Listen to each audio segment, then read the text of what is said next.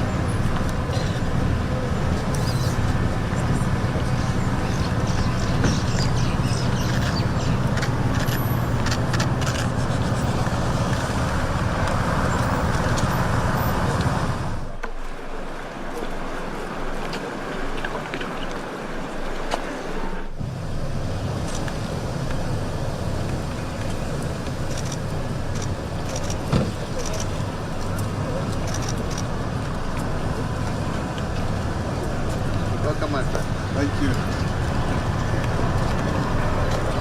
Thank you.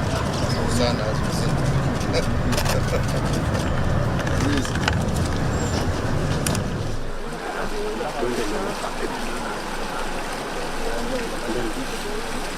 Yeah.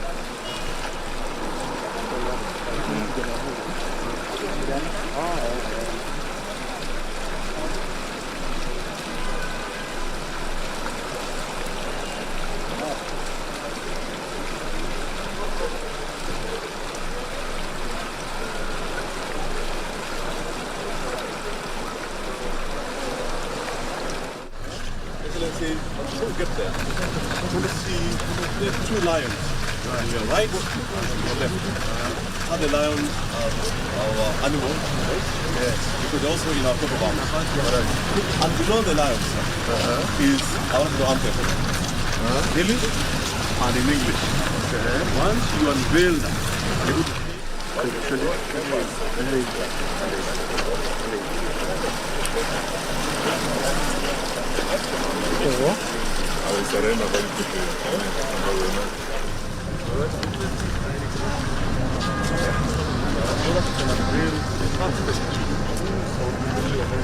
How are you?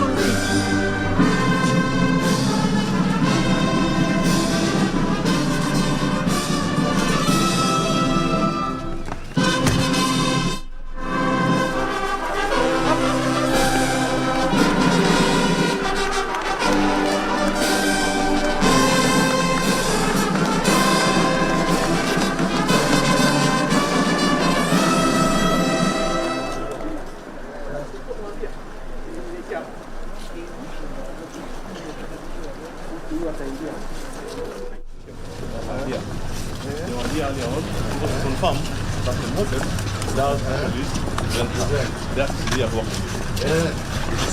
Hamjambo wazee. Jambo. Mama, habari yako? Habari yako mama. Asante. Thank you sir. Pongezi sana. Thank you sir. Give it up. Yeah?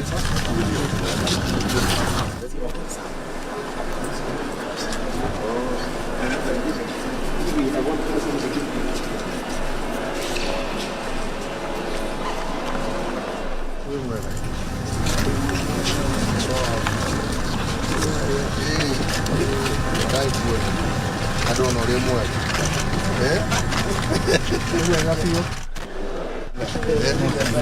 Hongera, hongera.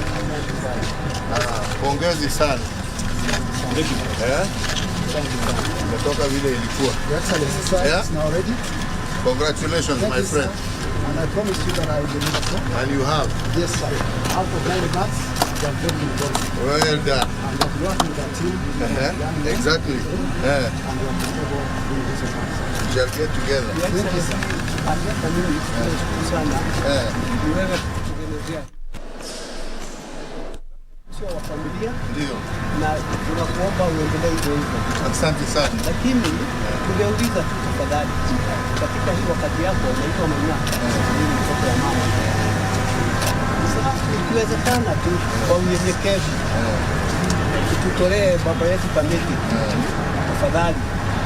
Naendelea kuhakikisha itawezekana. Itawezekana. Thank you.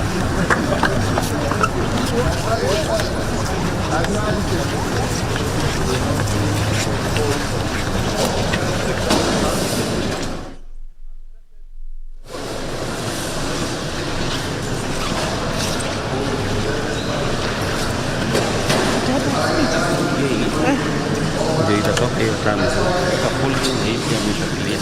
Sawa.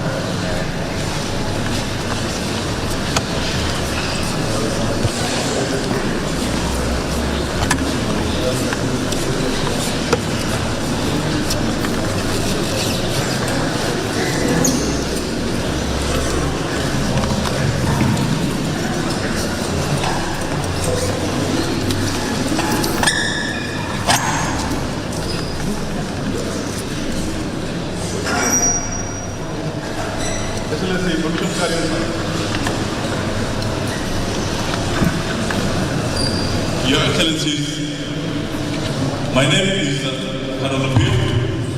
I am the Director of Uhuru Kenyatta National Conference. So I am about to give you a brief, basically just an orientation of what we are and what we are going to do next.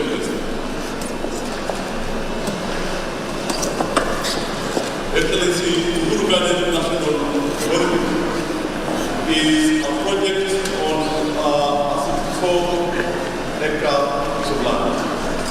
It is aimed at keeping our historical, artistic, and cultural artifacts here and also for exhibition. So our purpose of being is as Kenya's cultural repository. So this project has got several built-in galleries as well as service for recreation. Excellency, you recall that barely 21 months ago, on the 4th of August 2020, you did the groundbreaking here. Excellency, the aim of this is to appraise and your distinct dedication on what this museum is all about. Excellency, that's my scope. That's our vision. As a corporate, we take it that it is our vision to keep our history and culture based on the mission that is to preserve, research, and showcase this posterity. So that's our core value. Going further, I'll give you an overview of where we are. Excellency, we just come to 1 and 3.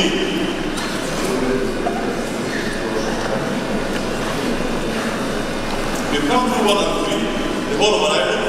Right now we are at the hall of witness. We are just about to get into the panel of matters. Excellency, we go all the way up to the water feature. You see, once you finish your tour of the gallery. Then we go to the police station. Number 7, we go to Mzee Chaweri House. Finally, we finish with Mzee's library. Then, we request that we visit the room of the announced warrior, where we also light the indoor level. Finally, we'll visit the restaurant. As a way of orientation, we just came to the Hall of Arrival, where you did cite for us the book of Remembrance. Now we are at the Hall of Witness, and this is designed as its own gallery as well, to be able to orientate the visitor once they come in onto what they can expect. Because inside here we have very many galleries. So which one will attract the visitor will be given here and what is on their gallery. Excellency, the gallery of matter which we want to get into is the first production that gives order came along with us and enabled us to be today independent and celebrate what we are doing today. We have got 3 permanent divisions for you today. I begin with the peoples of Kenya, that which gives us meaning and a sense of belonging. Secondly, we'll visit the path of Kenya and then the Military Gallery. Excellency, the exterior spaces within these facilities are the water feature, the food station, which is basically an extension of the path of Kenya outside. Then we have the Uhuru Kenyatta house, which was brought here as was in Gatoro. Then we have the Kumu trees. Going further, we have now the legacy of Mzee in the library, tomb of the known warrior, and restaurants. Excellency, just to highlight a few milestones, we were able to collect 12,300 different artifacts from our people across the country with the help of the National Museums of Kenya. These ones span both 2D references and 3D objects. Those have formed the basis of what you have witnessed in the gallery. Also, we did up to 40 different audio-visual interviews, right from the Mamaboga Institute, those who Wanakula Majanichai, all the way retired generals and retired chief justices. Excellency, with the guidance and directive, we were able to host Jamhuri Day on 12th of December 2021 on this very ground. Excellency, just last Saturday, you were here to grace the airship, which was attended by up to 75,000 Kenyans. It was an occasion quite frequent. Excellency, may I now take you to the celebration? We will begin from where we are, then we will turn to my right, ancestors of Matthias, people of Kenya, then we will go to the heritage and finish back to the tunnel of Matthias, the Suri station, Chaweri, and then finish the tomb. Excellency, I put a quote here just to reflect, having unveiled our lions, I thought that indeed until the lion learns how to write, every story will find the answer. Everyone in us is a lion of themselves. If we do not take hold of the pen, somebody else will capture us and tell our story as if we are villains. Excellency, this is testimony that Kenyans are indeed taking up that pen and we want to write our story.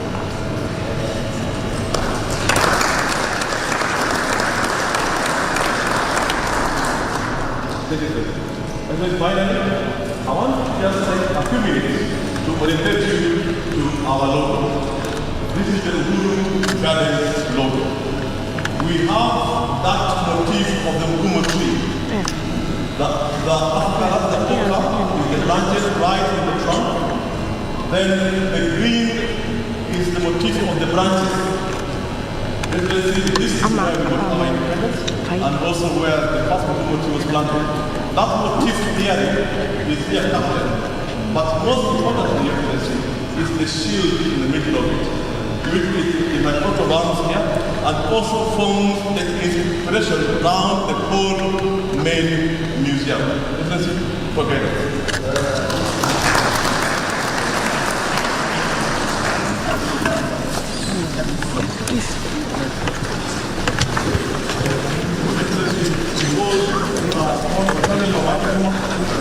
Here we honor those who have come before us and lost their lives to give us a foundation. Excellency, on your right, we begin with those who were in the First World War. You see the names, the dates 1917. Out of that, they were taken by to go and fight into a war they did not know anything about. But for their valor and bravery, they were able now to have a name as people who are brave and can be trusted. Same thing, sir, to your left.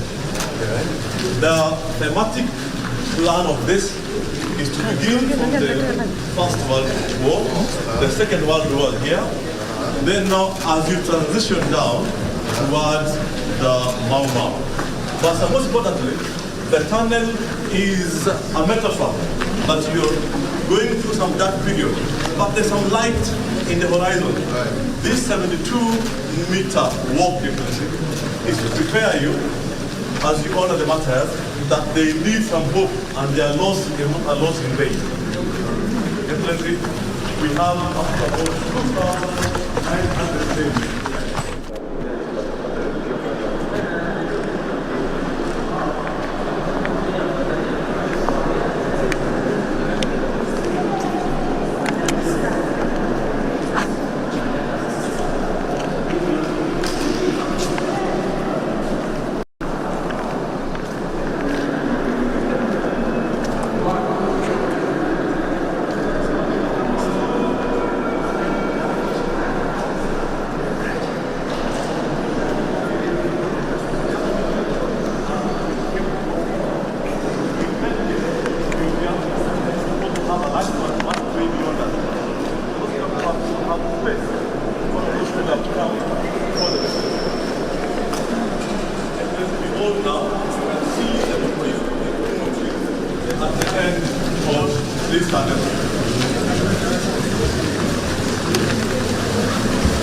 Excellency, I request we take a left turn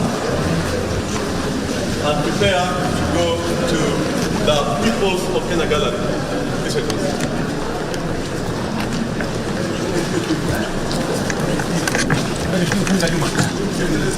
This gallery, all the people of Kenya, in all their manifestations. Now we begin here to the left. We have the prehistoric animals which were picked from Kenya. This one came from the Turkana Basin as well as the whole wild stone. Then we have stone tools from the Longekian period. It also shows that those who lived before us had an idea of toolwork. And those are, this is the famous Turkana boy. Yes. It's from Turkana Basin. Just you see the motif of our with fire, the fellow making tools out of iron.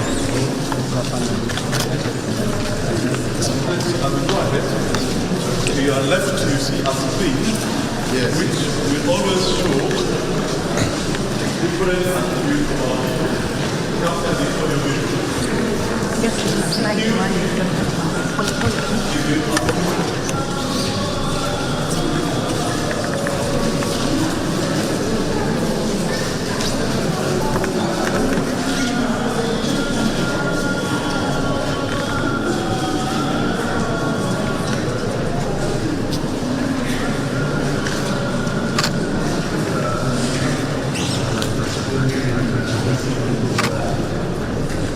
the headquarters.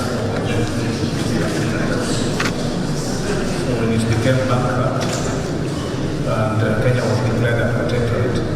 This building was then designated to be the offices for the district commissioner who arrested Mikatini together with some of these heroes whose history we are now tracking. Some of the statements were recorded in this building.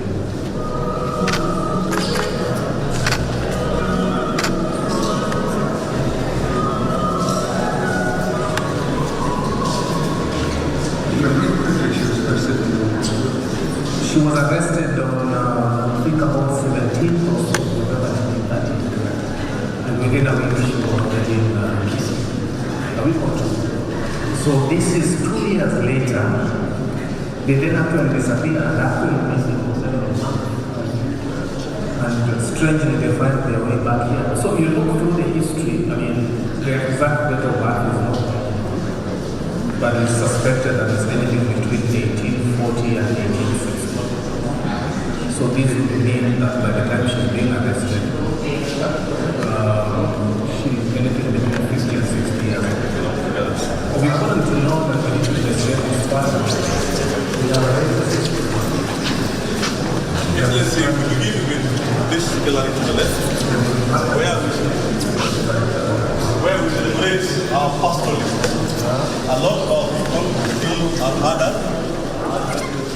Here and documents stick to cattle herding, cattle keeping, and below are containers, vessels for milk, for ghee, for butter, and all that comes from the cow, including milk.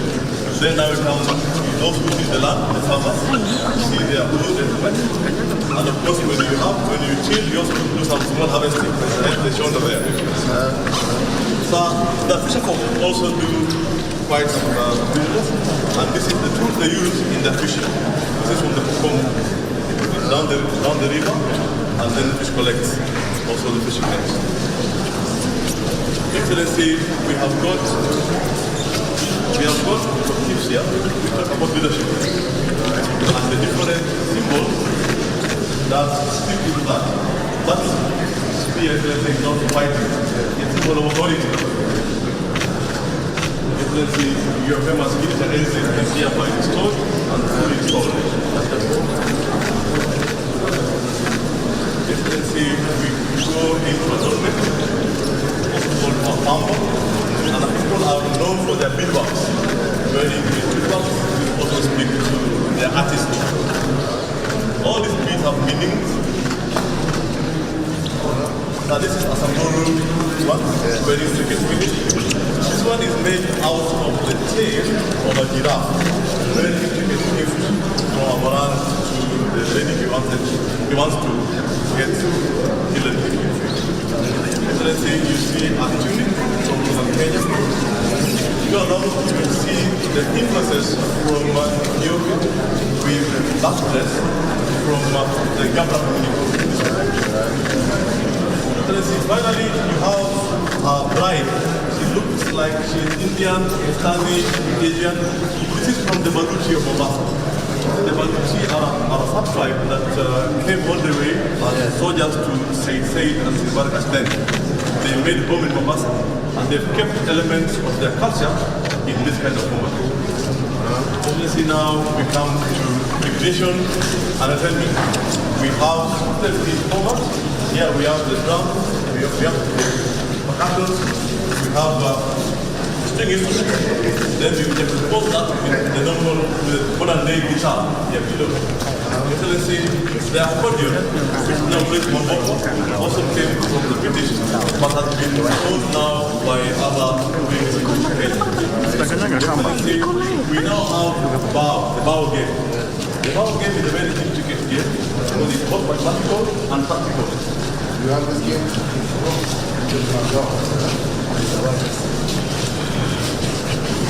Excellency, we come now to cuisine and nutrition. All the things that our beautiful country, part of the country, never produce and sustain our livelihood. Excellency, in a different way, they are prepared, preserved, and maintained. It also includes influences from other regions like China, India, and Asia. see in front of you is a granary. Because you cannot just keep eating without security. People knew that you must keep something for tomorrow. You're right. Is Shujaa story. And they were stronger and braver than the ordinary person, while others had the ability to heal and see the future. This is the story of our Kenyan superheroes. I believe that is some of the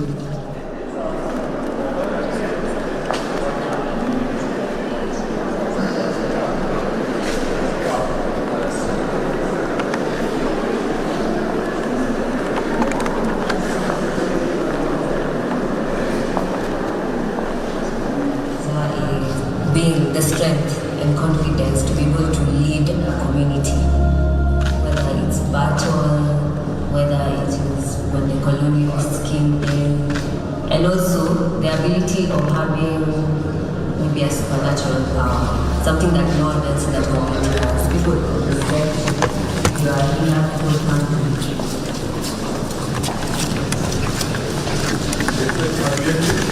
We turn left, look right.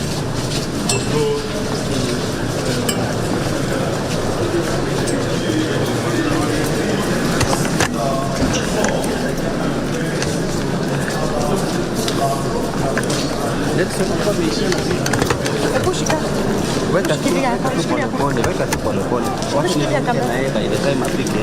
Utakuwa umeweka. Relax. Unajua niko live. Okay. Hii kidole ishachoka hata ifanye kazi.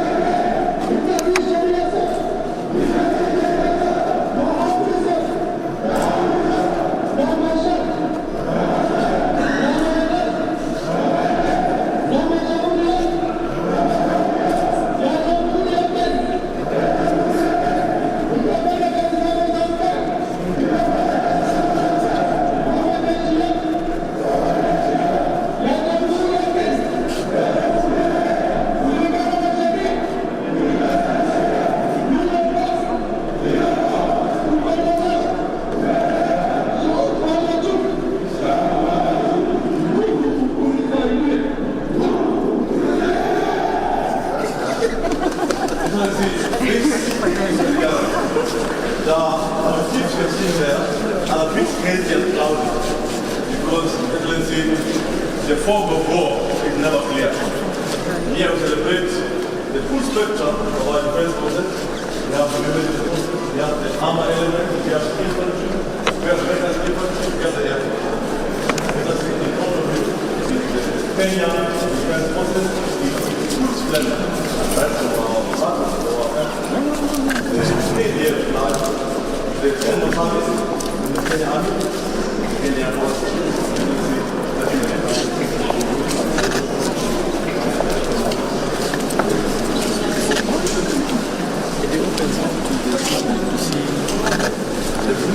Some of the things.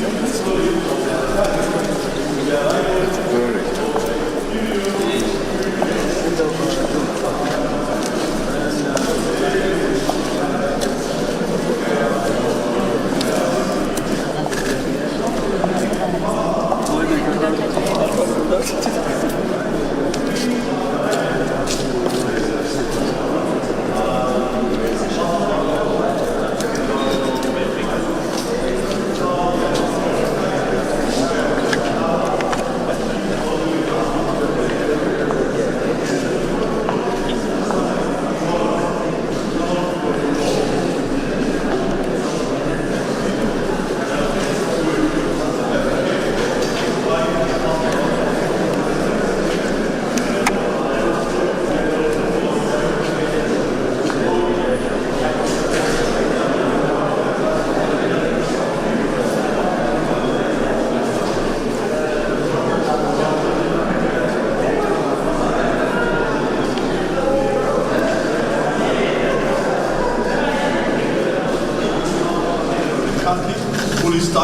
well turned out. This weapon was captured by Kenyan rifle from the Germans on the Arusha-Salaita axis during the First World War. Definitely, the panel in front of you celebrates the Second World War, 1939 to 45. The 5th Kenyan rifle, the 11th Kenyan rifle, and their story there. Again, the fog of war, the pain of war. Let's see, as we go further, we have the turnout and bearing of the African soldiers as what they would have won during those times.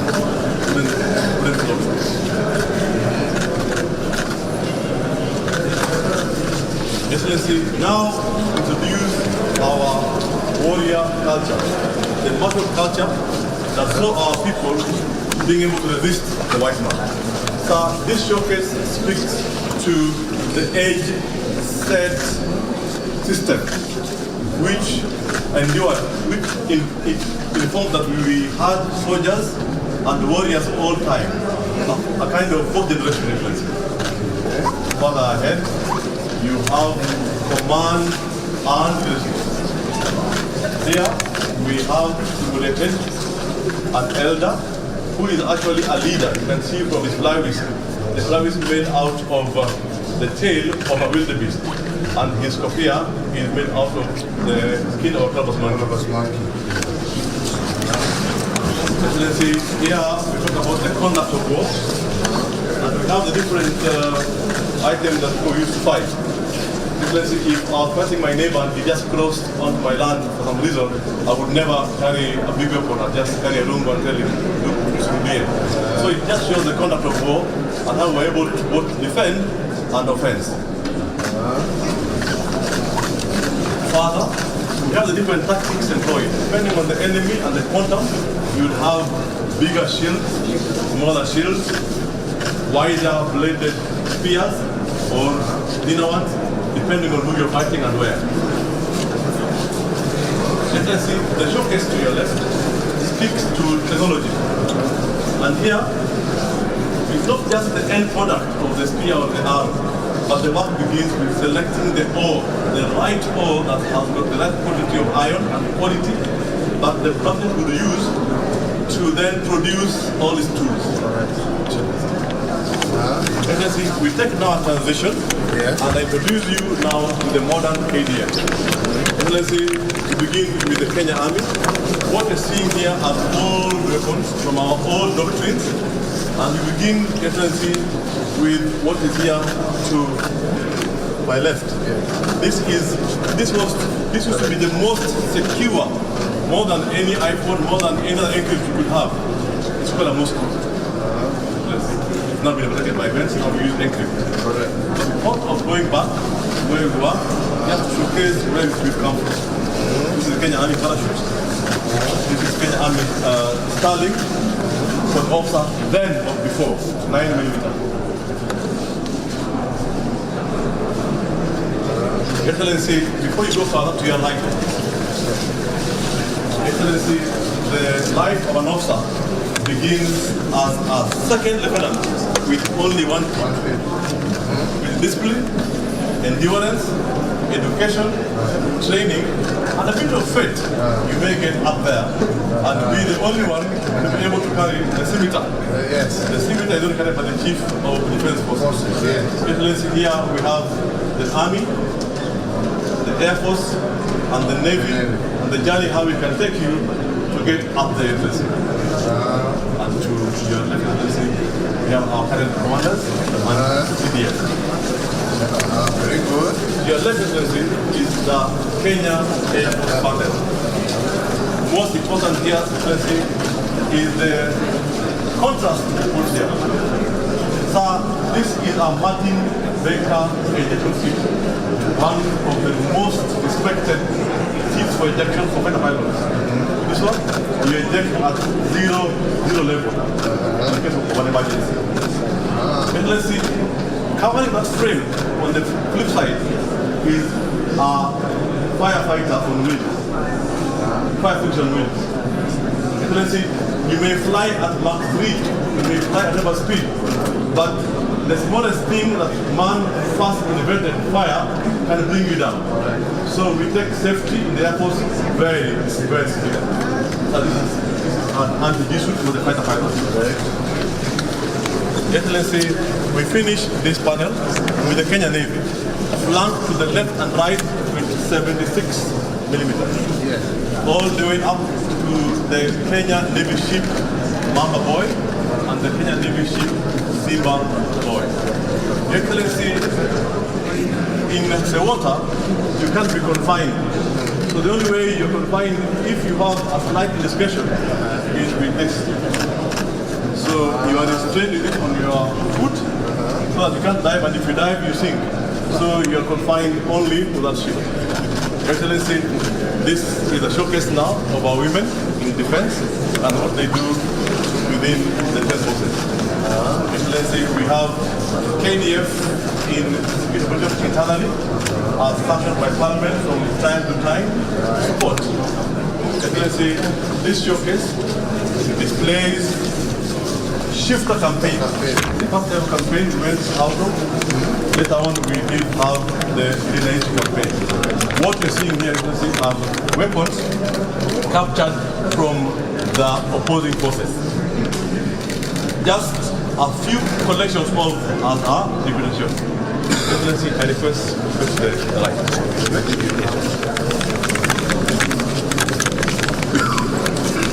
me tell you a short clip to give history in perspective. Very clever.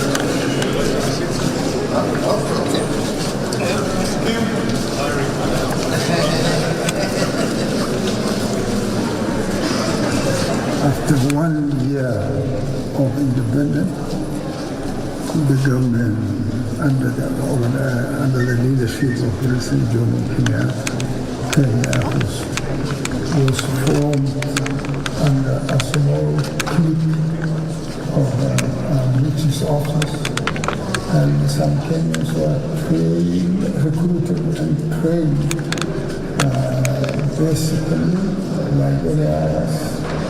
We had not much. The little we have had was credible enough to us to deal with. The British who handed over us were good enough to organize and to build us in a proper system, and we never lost the momentum. It kept going with our little equipment, with our little facilities, and we put it on. I think by 30 years of our independence, all the three services were existing. We built a proper system.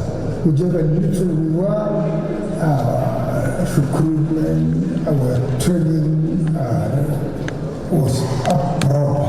And that's what product has brought what it is today. It's a system who was good enough, and it developed today. I think I retired almost 25 years ago. I know things have moved very, very well, and very advanced.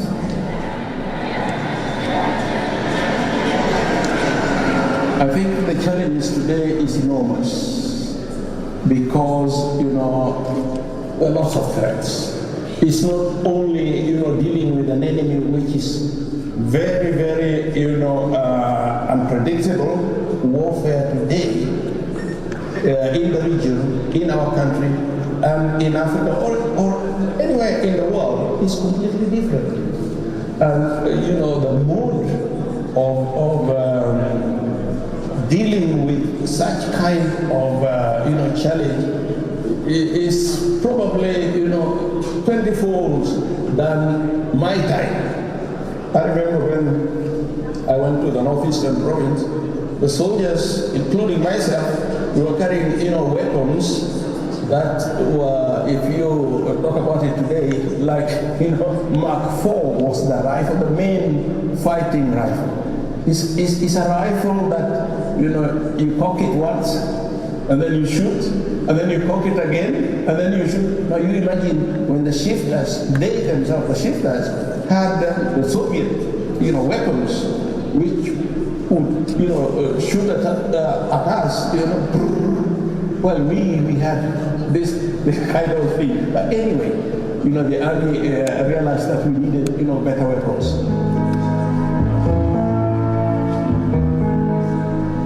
I was very keen to be amongst the first officers and men who were chosen to, go and train as paratroopers. I wanted to jump out of an aircraft, a serviceable aircraft. I wanted to go, if we were to be deployed against an enemy, to, jump out of an aircraft and land behind the enemy lines and fight my way through and defeat the enemy. So that is what drove me and many others, to join this elite regiment. So we formed it right from the scratch. I enjoyed my time with the boys. We were all the time, training. We were all the time, going places. We were all the time, jumping out of aircraft. It was interesting. I really had no experience of military life at all. And so there you are.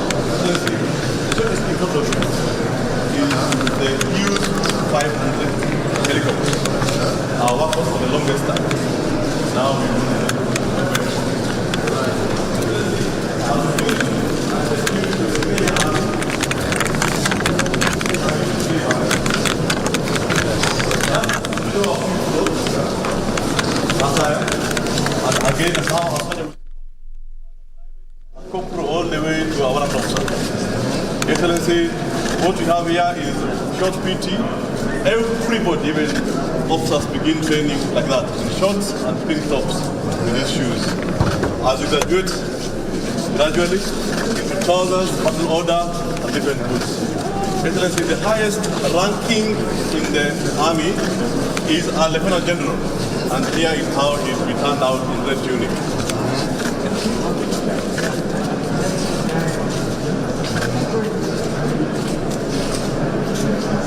Excellency, in front of you is a medal display that Kenya has, but the highest medal of valor you can ever get is top left, Udani medal. Excellency, only 9 Kenyan Defense Forces personnel since inception have ever been awarded for this valor.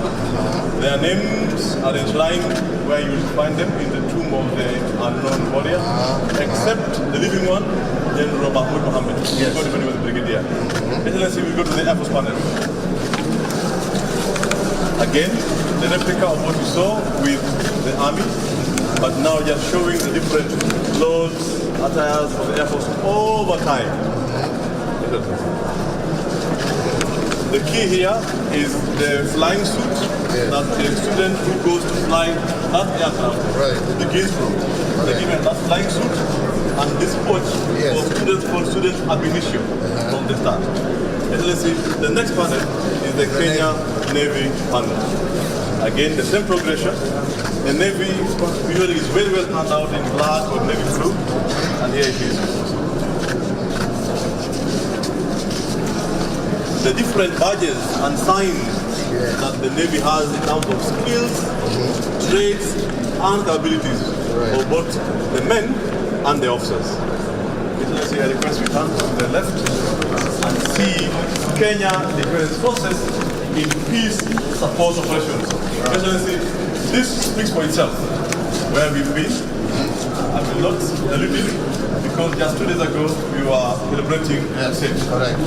Excellency, we have KDM in national development. Again, from Beneva, right away to disaster management. Excellency, I will not water it down further because you know what you want to do.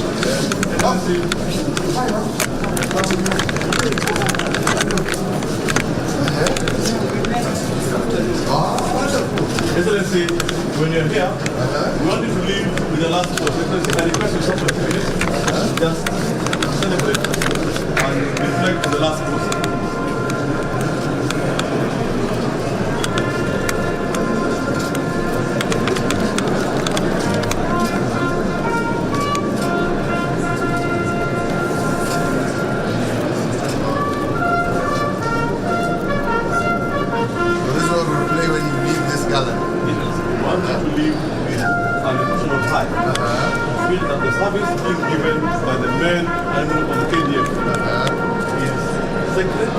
And they give their life, as they began there saying, "Where move with this idea?" Correct. Live here, feel it out. That's all speakers. Yes.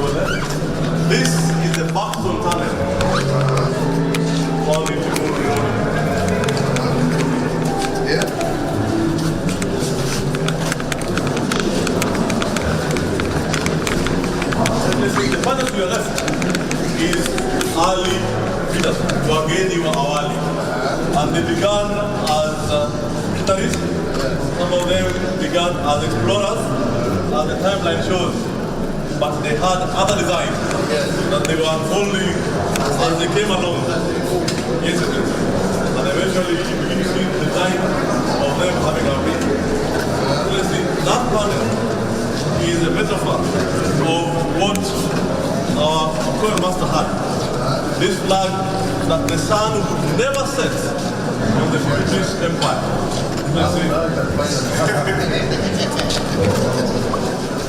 Excellency, this is the pit for the sun. We are good. Excellency, go ahead. You see to your left the panel of the our people did not accept or agree with it. They made up effort to fight, to resist, because it was interfering with our lifestyle, with our peace and harmony. Excellency, one of the female warriors from Nandi, last Samuel, did predict a strong fight against this. Excellency, part of his body is still in London. How the process is to repatriate that at the right time. Excellency, we have the lions. The lions just observe historically were our first freedom fighters. They also fought the white man against coming onto our land. Some are very, very good, as the panel says, he was able to take out. Yeah. Excellency. I'm sorry, but that's what happened. We have the Indian food for them. When along to your left, you see a replica of a lady. She was also among those really fought against the railway. Excellency, you find the first bicycles coming along, opening up the tools which are used to fight this strong force in all they had. Excellency, I request you come side.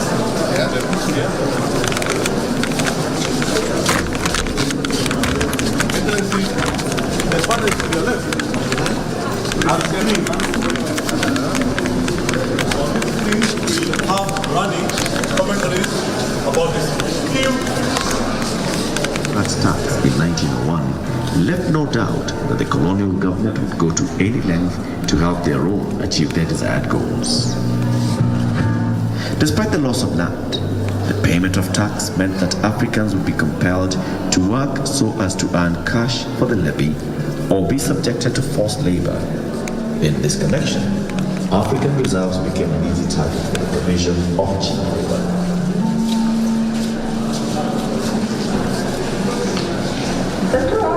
Very much like an English country like we have. I mean, there's very little difference. Very little. We had our dogs and our horses and our friends, and we entertained, we went about. The Africans were very friendly and willing to learn. The part of the point of view. Now, Africa it came over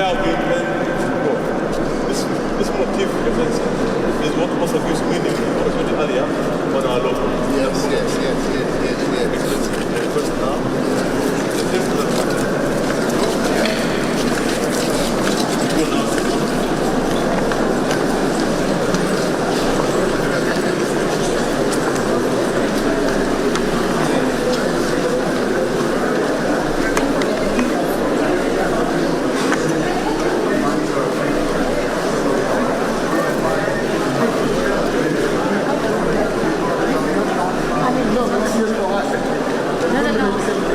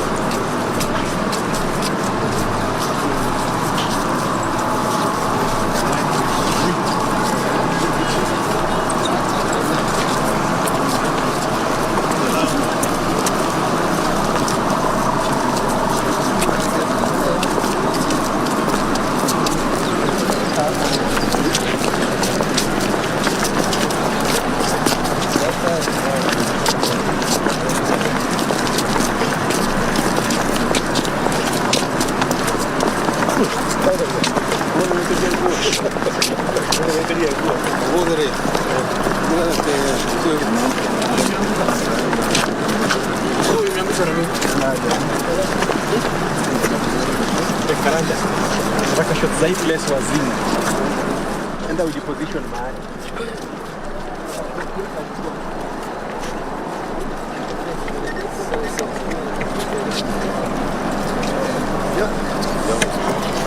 Is there anybody else interested here?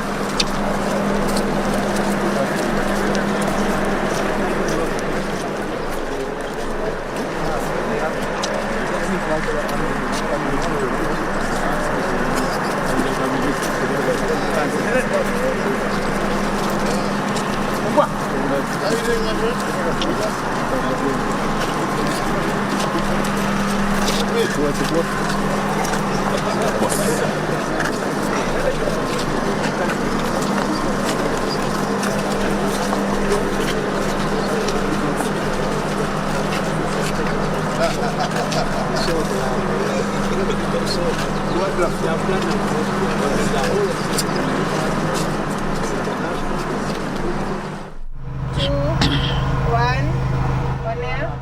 President Uhuru Kenyatta is commissioning the Uhuru Gardens and National Monument and Museum here in the county of Nairobi. The Uhuru Gardens National Museum is going to be one of the biggest in the country. This is after major reconstruction was done at the Uhuru Gardens Museums and Grounds. His Excellency President Uhuru Kenyatta made his way to the grounds at around 4 p.m. and he is now touring various galleries here at the National Museum at the Uhuru Gardens. This includes the People of Kenya Gallery, the Military Gallery, and water features besides Presidential Library. After this, he will be able to officiate a parade where he will pay respect in honor of the heroes and heroines of this country. Thereafter, he will be heading to the grounds where he is expected to make a brief address to the attendants. We have seen heroines making their way here to the Uhuru Gardens, and one of the legends, Mambo Mbotela, one of the veteran presenters in the media industry. We have also seen the wife to the late Mau Mau fighter, Dedan Kimathi. We have also seen quite a number of Mau Mau fighters making their way to the grounds, and at the grounds His Excellency President Uhuru Kenyatta is expected to light a tunnel flame, and there will be fireworks. This in respect of the heroes and the heroines at the Uhuru Gardens. Getting back to the history here at Uhuru Gardens, at some point you would not say that we will have the manicured lawns and the structures that have been put in place to what it has been today, and it was being put in place knowing so well that it's going to match the standards or even better standards of the Nairobi National Museum that we have along the Museum Road. Right now, His Excellency President Uhuru Kenyatta is making his way to the grounds where he is expected to address attendance at this event. We have seen quite a number of cabinet secretaries making their way to this commissioning of Uhuru Gardens National Monument and Museum, including Sports and Culture Minister Amina Mohamed, and also Cabinet Secretary Eugene Wamalwa. And we have also seen the wife to the presidential aspirant under the Azimio la Umoja coalition, Aida Odinga, being one of the delegates here at the Uhuru Gardens. But then let me take down to history of the Uhuru Gardens.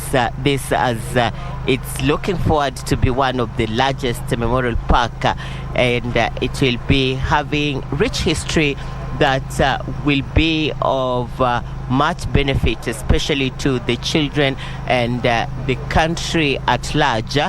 And Kenya got its independence from the British government, and the soil of Uhuru Gardens is said to be a concentration camp that inhumanly housed African freedom fighters and also part of the colonial government.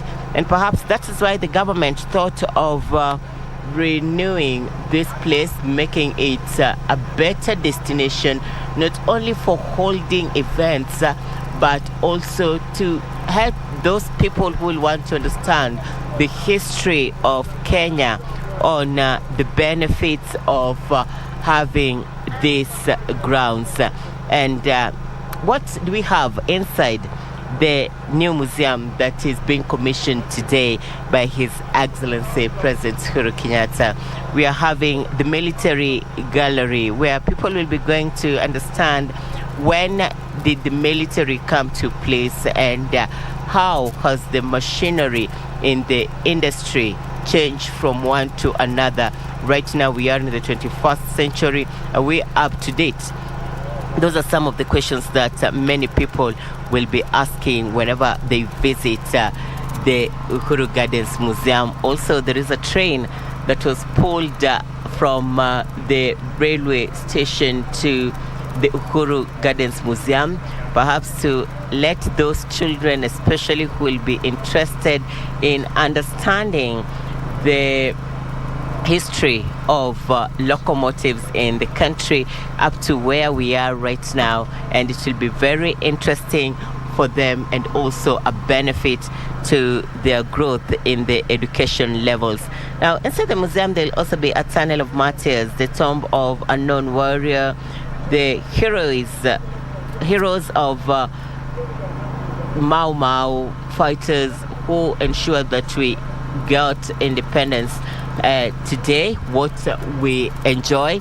And it's coming at a time that the Kenya Defense Forces hosted one of a kind air show in the country Saturday, and it's one that attracted many family members who wanted their children to understand and have an experience of the air show, one of the beautiful experiences ever being held here at the county of Nairobi. And the pictures on your screen right now are where we had guests and delegates seated before they made their way to the grounds where His Excellency President Uhuru Kenyatta is currently making his way to make an address before lighting the fireworks. And inside the gallery, His Excellency President Uhuru Kenyatta was seemingly interested with the military gallery. This one, he gave it much attention, perhaps due to the steps he's made to ensure that the Kenya Defense Forces is where it is today, well equipped, and the machinery is up to date, one of the 21st century. These are the pictures on your screen from the Uhuru Gardens National Monument and Museum, and it is coming days to the Madaraka Day celebrations, where the country will be marking the 59th independence of self-rule. The celebrations will be held at this same point. Beautification exercise is underway. This as the military is taking charge of security and proper arrangements ahead of the celebrations tomorrow. We're expecting His Excellency President Uhuru Kenyatta to be accompanied with counterparts from other parts of the world. Currently, this event is being accompanied by the Sierra Leone President, whom they have made their way here together. He unveiled the national museums here at Uhuru Gardens together with him, showcasing what the country is priding in, where we are today, the steps we have made as a country to ensure that we are in the 21st century in terms of development and growth, from infrastructure, which was showcased on the locomotives gallery and also the military gallery and also the airspace gallery, where there are various types of aeroplanes that were used during the times of colonialists up to date, where we are as a country. In a short while, His Excellency President Uhuru Kenyatta will be addressing the nation as well as attendance at this event. This memorial, this national monument and museum is going to play a key role to the country, especially in the tourism sector, considering that the country is coming from a very tough time, one of the COVID-19, the effects and challenges that really affected the hospitality sector, and also the tourism stakeholders, both the brands in losing millions from the sector.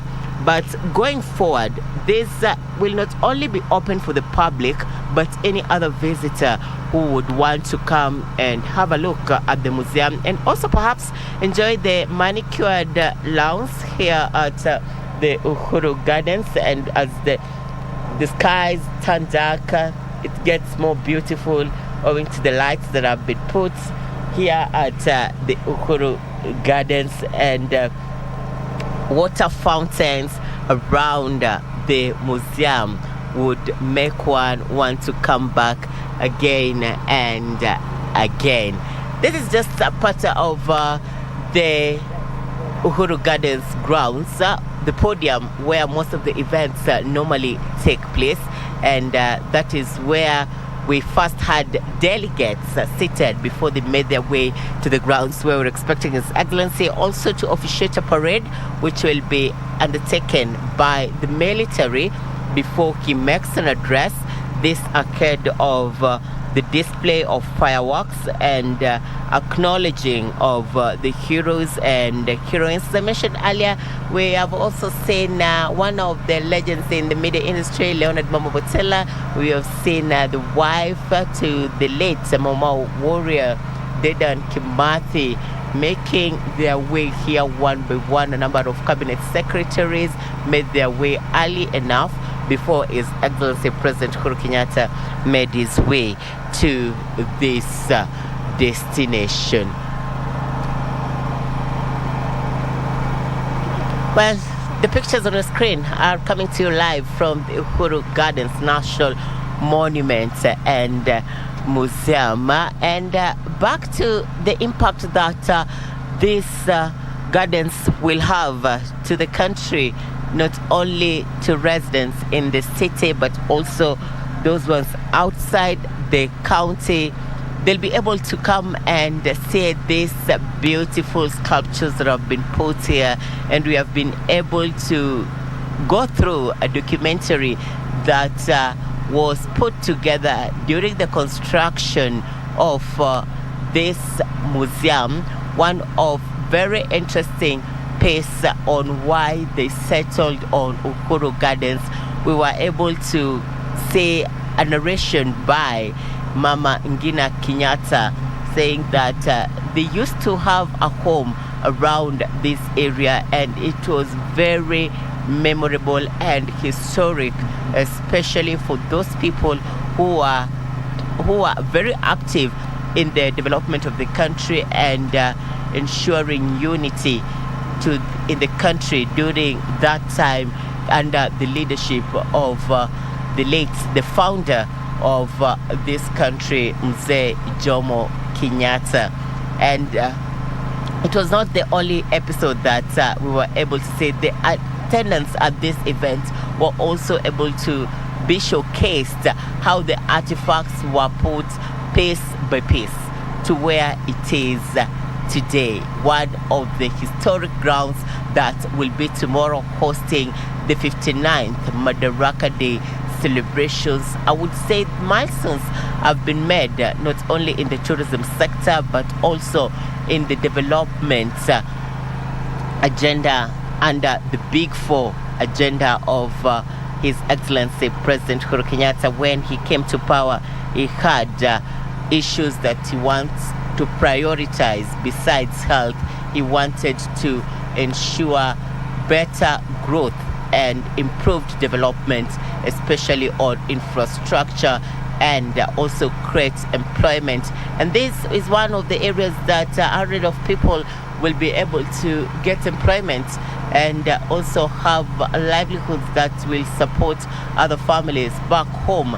And a number of military officers are here at Uhuru Gardens are currently making arrangements on how we are going to showcase the evening bits of fireworks and the laying of the wreath by His Excellency President Uhuru Kenyatta. Right after this event, this place will be open to the public. They said that the public will be able to make their way during the initial days for free. And picture, you could see the managing director, the acting managing director at the Kenya Broadcasting Corporation, also present at this event. The event is playing a very key role to the construction and development of the nation. KBC has the mandate to highlight the country as an ideal tourist destination and perhaps other agenda in line with development. And that is why a number of delegates are making their way here. The skies are turning dark. We're expecting the fireworks anytime from now, but this would proceed for some time because His Excellency President Uhuru Kenyatta currently is in a closed door session with a number of cabinet secretaries who made their way here early enough, together with the Kenya Defense Forces senior officers who are accompanying the president to this commissioning of the Uhuru Gardens National Monument and Museum. And anytime from now, after the meeting, the president will be able to address the attendance at this event. Key issues we're expecting him to talk of will be able to address the public on issues in regards to the benefits that the museum will bring not only to the tourism industry but also to other stakeholders in other industries, considering that we also have the Cabinet Secretary for Sports, Amina Mohamed, who made her way here. We also have Cabinet Secretary Eugene Wamalwa, who also made his way here early enough. And we're expecting His Excellency also to touch on issues that will expand the economy, considering that it's only 70 days to the next general election. Then he hands over power to the elected president during that time. So he could be keen on ensuring that he attains his mission for the country ahead of the general election. And just to take you back, what the event here is all about at the Uhuru Gardens National Monument and Museum. His Excellency President Uhuru Kenyatta commissioned the grounds, and I can say he is making his way to the grounds where we're expecting fireworks to take place. That is His Excellency President Uhuru Kenyatta being accompanied with strong delegation. Remember, this is Uhuru Gardens National Monument and Museum being commissioned officially. Going forward from this day, Kenyans will be able to make their way and experience the products on culture, the products on wildlife, which are part and parcel of this museum. The vision of this museum, as earlier mentioned by one of the officers here from the Kenya Defence Forces, will be to be the central repository of Kenya's history and culture, and the mission will be to collect, preserve, research on not only on issues about Kenya but also across the borders, and showcase Kenya's history and culture to different communities, not only in Kenya but also those ones who took part in ensuring that we attain the self-rule.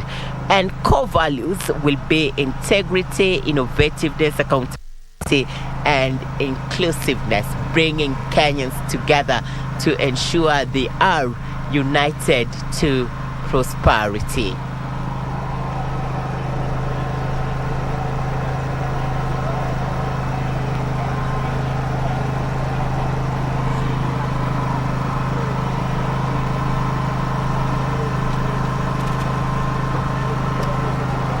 Well, the pictures on your screen are coming live from the Uhuru Gardens National Monument and Museum outside the grounds where we're expecting the celebrations of Madaraka Day to take place. So we can see a number of students also here to witness this historic event where His Excellency President Uhuru Kenyatta is commissioning the Uhuru Gardens National Monument and Museum. It will be interesting, especially for the children during their outdoor activities, to come and experience and also see where the journey began for the country and where we are today. What are these developments that have been done? What are the setbacks that the country has gone through in attaining its independence?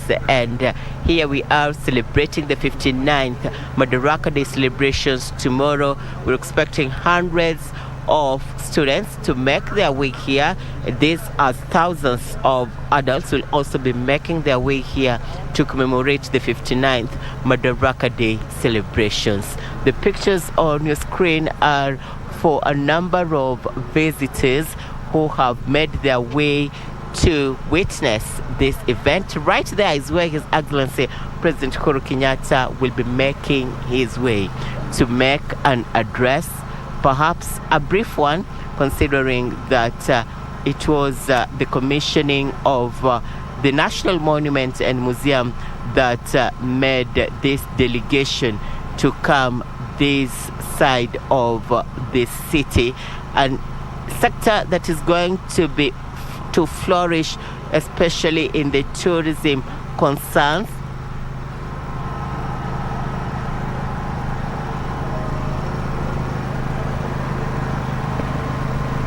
One of the industries that was hard hit with the COVID-19 pandemic, millions lost their jobs. Several facilities were shut down, and this will just be one of the openings the government has come up with to ensure that the industry flourishes in line with the Big Four agenda. His Excellency there making his way to the grounds where he's expected to make an address. The Kenyan flag being hoisted up high. This as the commissioning of one of the historic national monuments and museums taking place here at the Uhuru Gardens in the county of Nairobi. A number of delegates have made their way here. Cabinet secretaries, county leaders, members of county assembly, and also the wife to the Azimio la Umoja presidential candidate, Ida Odinga, has made her way here to the Uhuru Gardens. Mama Ngina Kenyatta is also here. And I would say this is probably what she wanted to see coming to reality, considering that she once had a house at this place, and she struggled together with the late Mzee Jomo Kenyatta, the founder of this country, to ensure that we get independence and guide Kenya to the right direction. She is addressing His Excellency President Uhuru Kenyatta and the counterpart to President Uhuru Kenyatta, the President of Sierra Leone, Mama Ida Odinga, together with the delegation, making the way to what is expected to be the climax of these events after the commissioning of the monuments, the visitation at the galleries. This will be climaxed with fireworks and the laying of wreath at a tomb that is believed to be of a warrior before the independence of this country. The Uhuru Gardens National Monument and Museum being commissioned on this last day in the month of May, a day to the Madaraka Day celebrations. And it's not only the event that has taken place in the previous past. On Saturday we had an amazing air show held here. It was being led by the Kenya Defence Forces, showcasing their tactics, aerobatics in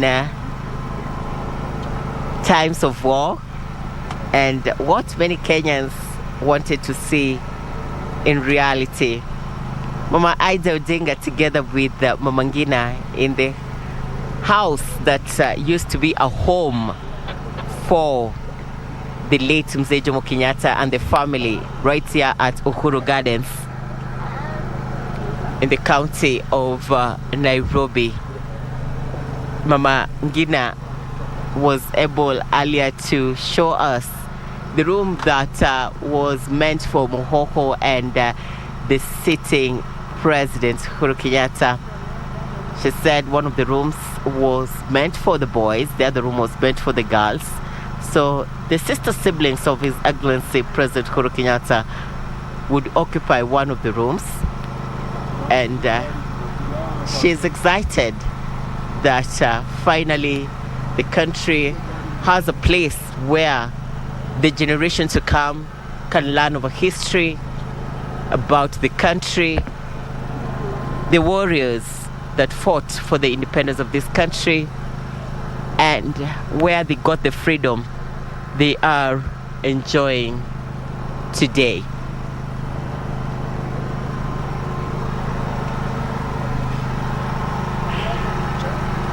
Mama Ngina Kenyatta, together with the Sierra Leone president. There's pictures coming to you live from Uhuru Gardens, rekindling the memories that she had during her young days with the late Mzee Jomo Kenyatta, raising her siblings just like any other parents would do, and pushing for development and a memoir for the future generations.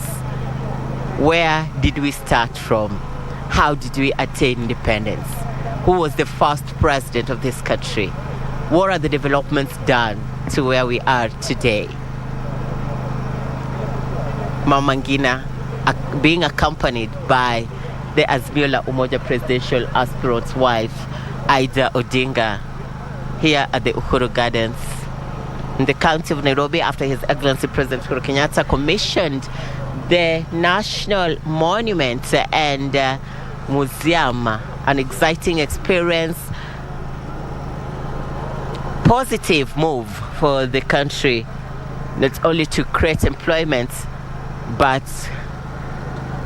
also having one of the education centers, one of the biggest national museums for the country, and historic one under the tenure of His Excellency President Uhuru Kenyatta, considering that he only has 70 days in office.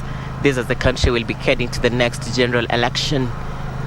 And he said during the National Prayer Day that he will be able to hand over power to the president-elect, the person the country has chosen, and he has always put the interests of Kenyans first.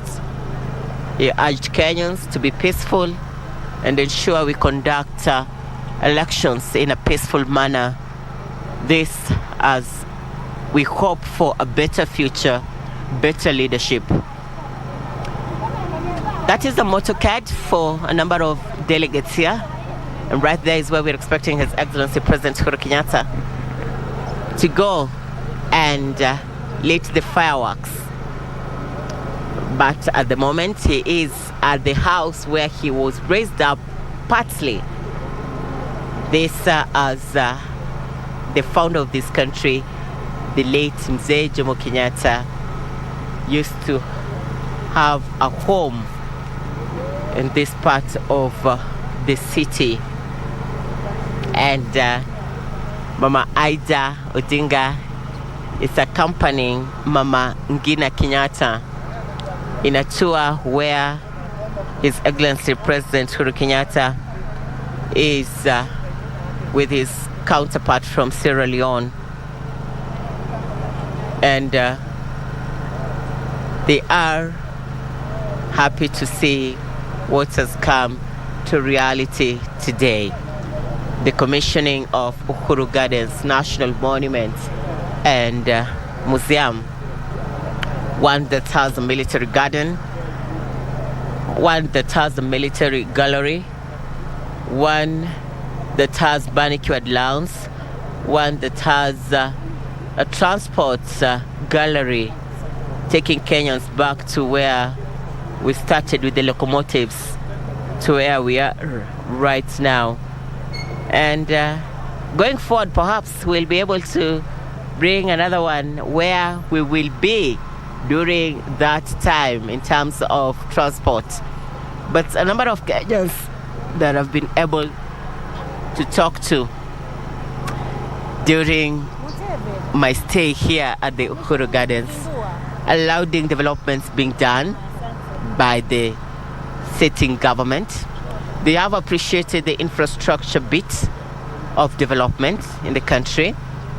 They have appreciated the improved environment for relaxation and also conservation, protecting the wildlife, which does not only bring money to the country, but also as a pride for the country. Remember, Kenya also prides in a number of the big five animals, not only on land, but also the big five in the water.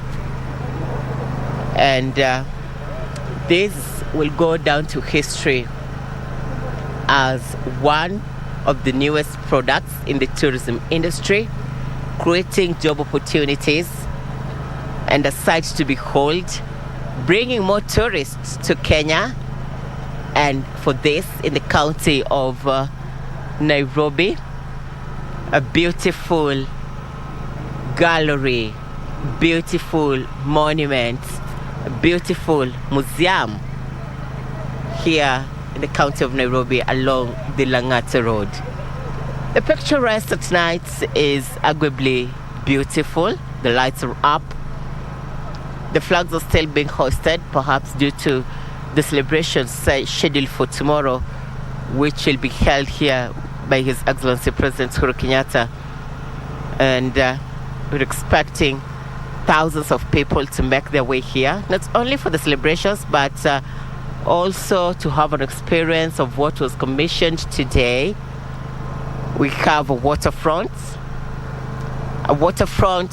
that is arguably beautiful, magical if is the word I would use. It has sculptures of wild animals, a symbol that the country preserves its environments and conserves the wildlife. And there we are, His Excellency Uhuru Kenyatta finally at the place. We expect him to make a brief address and also lay a wreath in memory of the heroes and heroines of this country the leaders who fought for the independence of this country, the leaders who guided us to the journey where we are today as a country.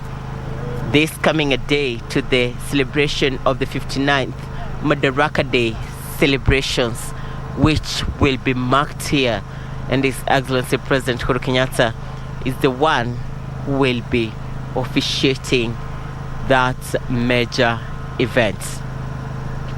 Perhaps we're going to light the fireworks. There we go. His Excellency.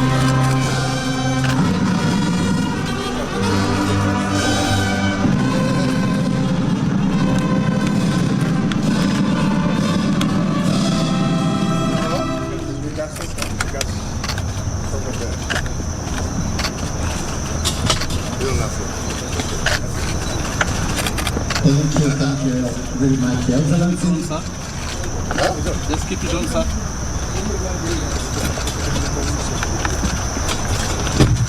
Awesome. Very good.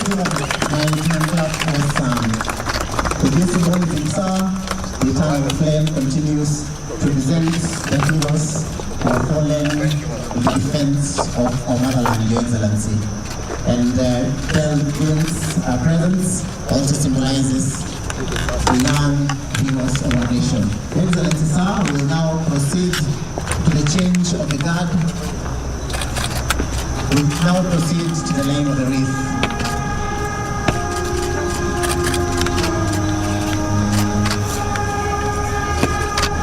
It is a great honor to be in the first ever wreath at this site, sir.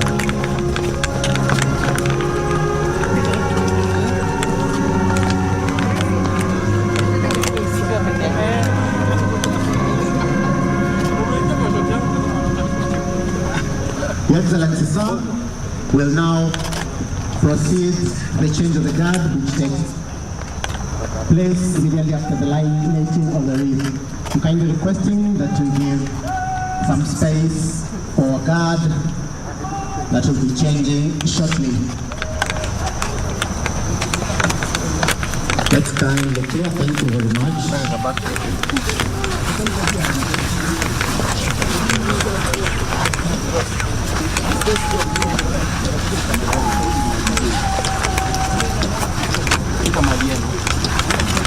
You got,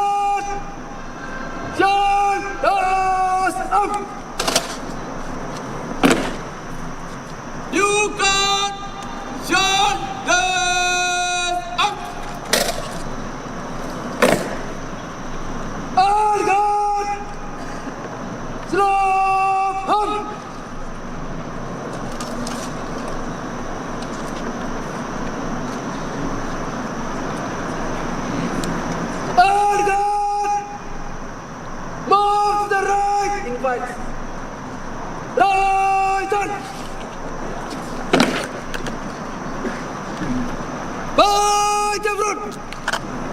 Quick march!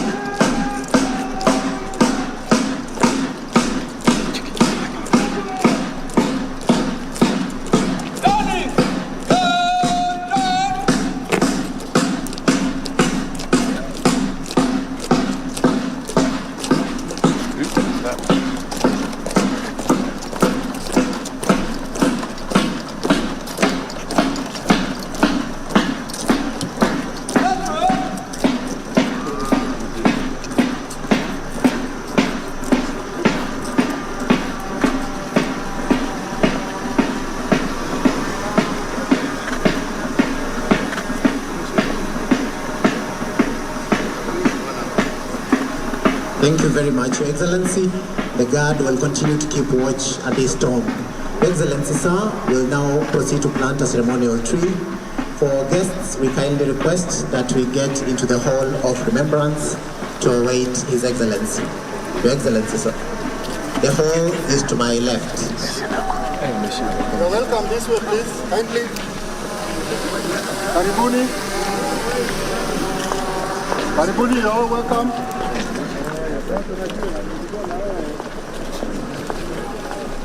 We hold on fast. We hold on fast.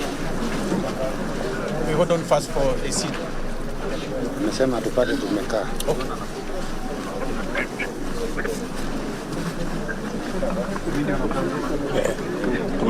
Just waiting here for you. This is where we are. We're all around here.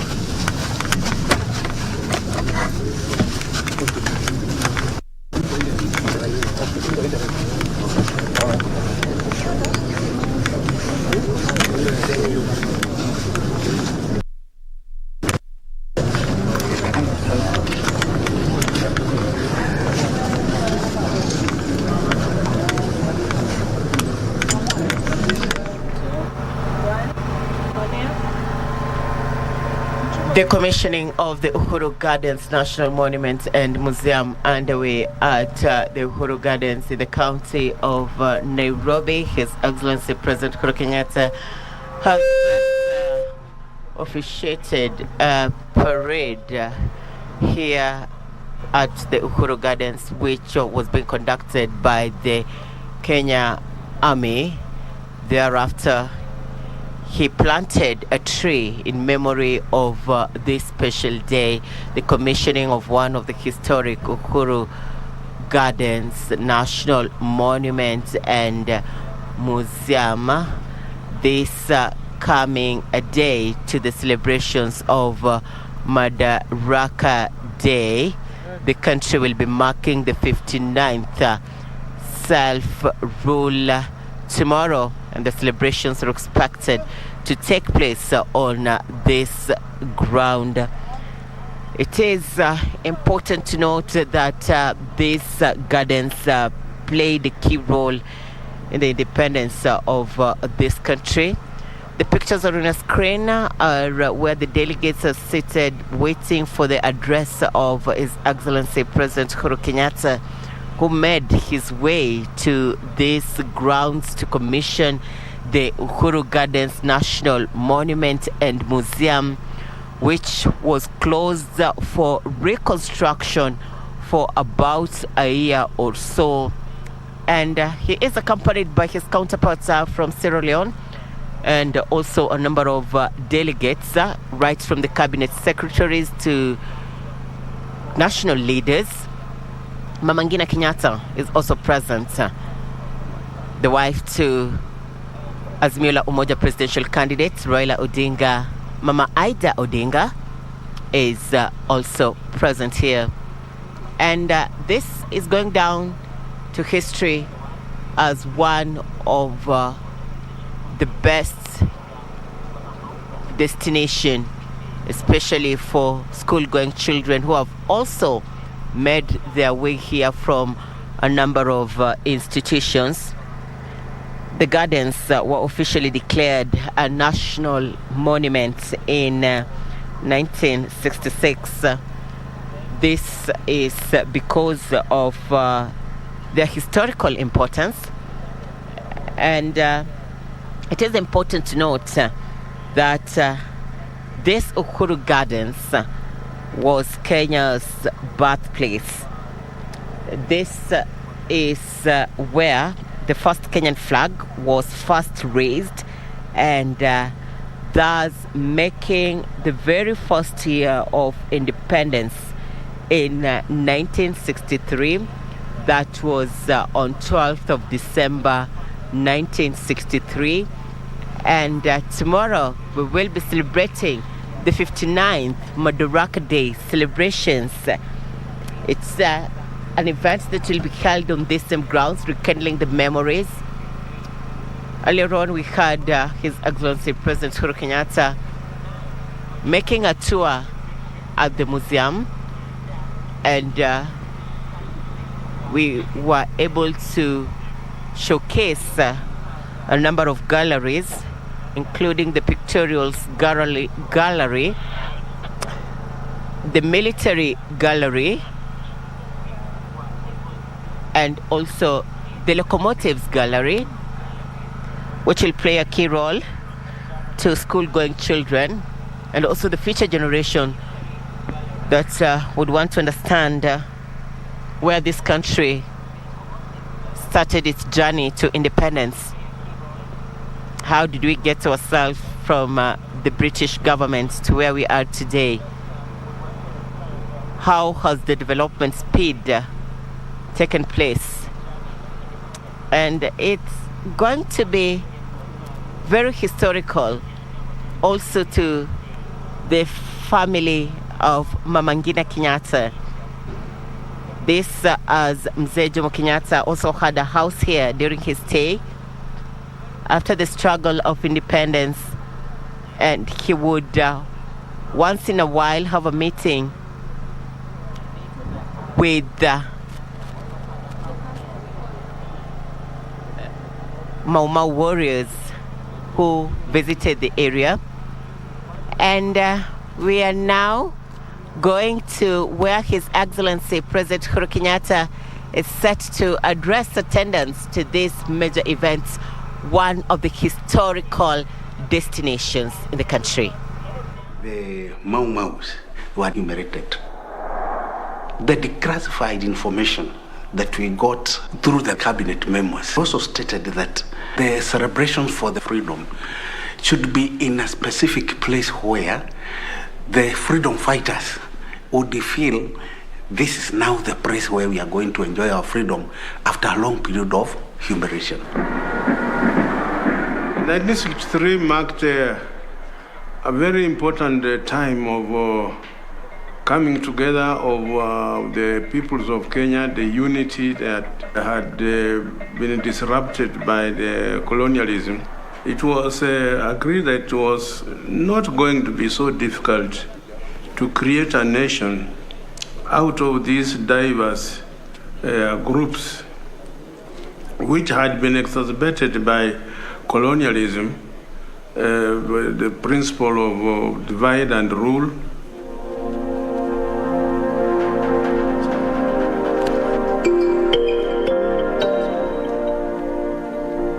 Preserving our history is very, very important as a country. The first president of Botswana, Mr. Kame, saying that a country without a history is a country without a soul. A country without memory has no future. The National Archives was established after independence in 1965. Many other countries in this region got their registrations much, much later, but our government realized the importance of having an archives. The colonial government did not have a very coherent policy on the management of our documentary heritage. And you'll also realize that quite a number of those records were also destroyed, sometimes inadvertently and sometimes deliberately. The issue of the migrated archives was paramount. And actually, the first effort was made in 1967 when the government of Kenya wrote to the Prime Minister in the UK requesting to get those records back, even if it meant copies. The date for independence had been fixed, and a site was being cleared for a new stadium near the edge of the Nairobi National Park. Prior to 1963, Uhuru Gardens was already a memorial park, and the idea was in 1966, it was now fully gazetted as a national memorial park. These areas were meant for memory, celebrations, and reflecting on the Kenyan identity as a nationhood. And some of the things that happened with the first president is that he planted a mugumo tree, itself having significance for the African culture. When the second president of the country took over, President Moi, 2 new monuments were put. So in 1983, the 20th celebration of Uhuru was graced, and this is one of the key icons, this big spire-like tall structure.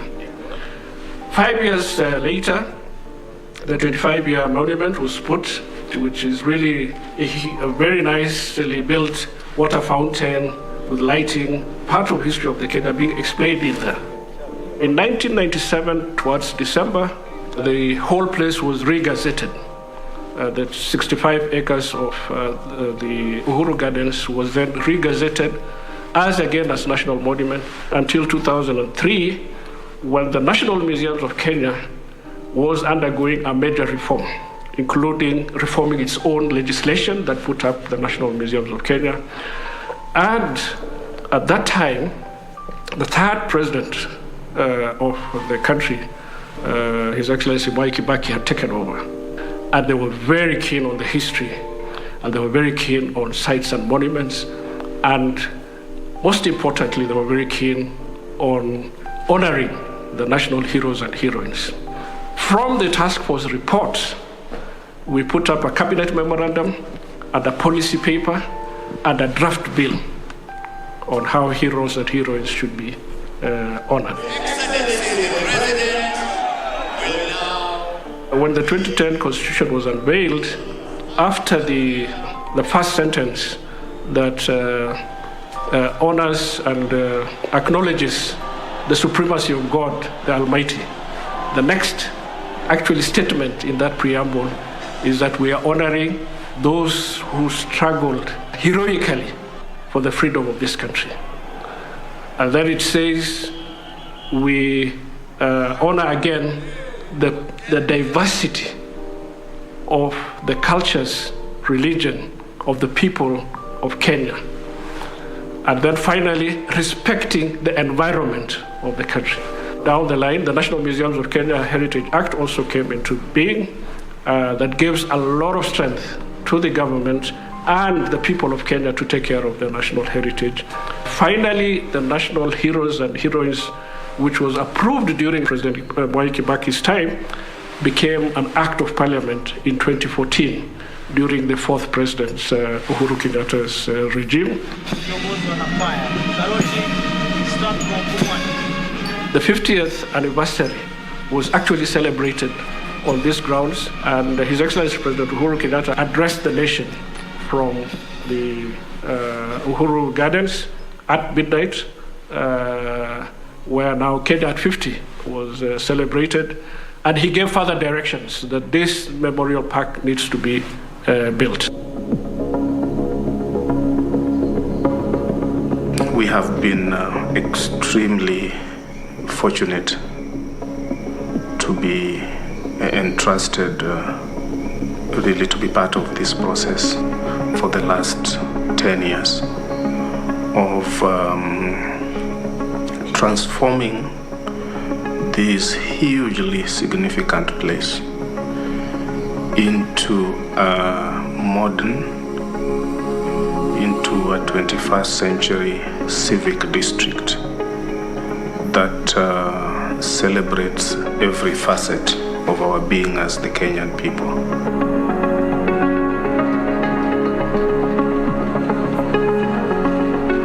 The project, it has this layer of history and this layer of the Kenyan spirit. It comes from being a site where the Union Jack came down and the first flag of independent Kenya went up.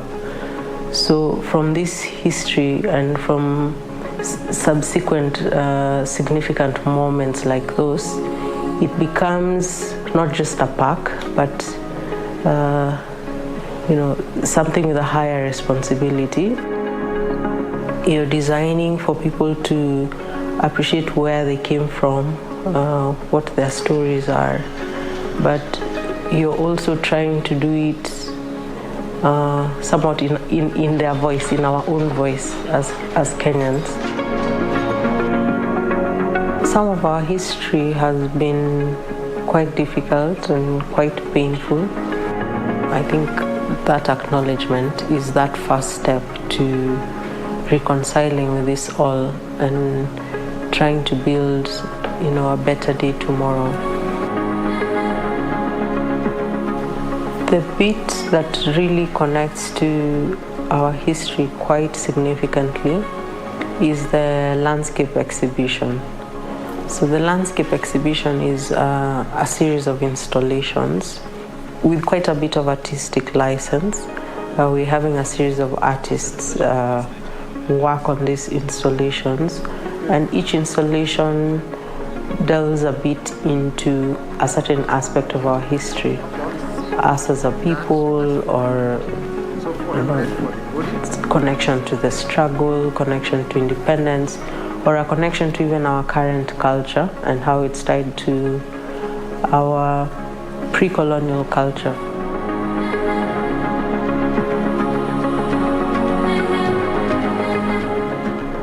The National Museums of Kenya today has a collection of 11 million, which is both cultural and also natural. These collections have a lot of meaning for the country, and this is why maybe even what we are doing at Uhuru Gardens today is an opening for further things that are to come in terms of showcasing what Kenya has. The Kenyan flag that was raised in 1963 is just one among the 11 million. This is the flag that actually identifies the history of where we've come from in terms of colonialism and then moving forward. The first constitution and the pen are a symbol of what our pride is and what we are as a people and what we've gone through and where we've come from and maybe what we aspire to be in the future. So for us to have those items with us, it means then that history can never be erased.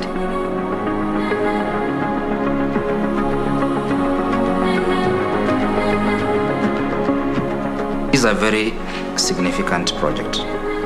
It's a project that will give a sense of national entitlement, national pride. It's a project that will help sort out some of the issues that we are dealing with as a country.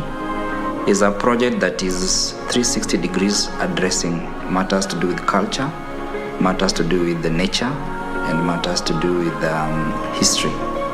It's a cocktail of all that put together and told in a common fabric.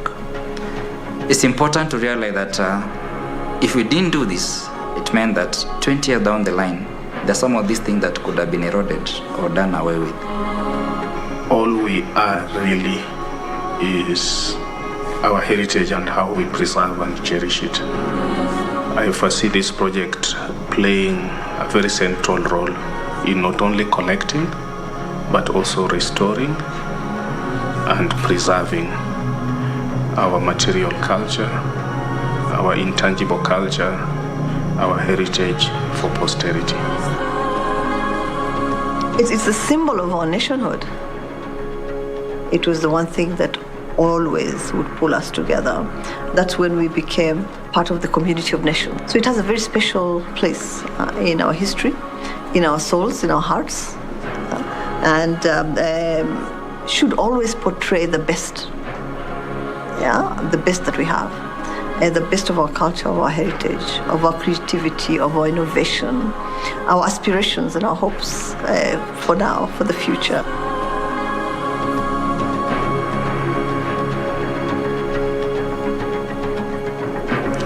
Renewing and improving our civic district, our sacred place as a people, has brought in the entire government working in a very coordinated way under the leadership of the Kenya Defence Forces, who are the primary protectors of our sovereignty.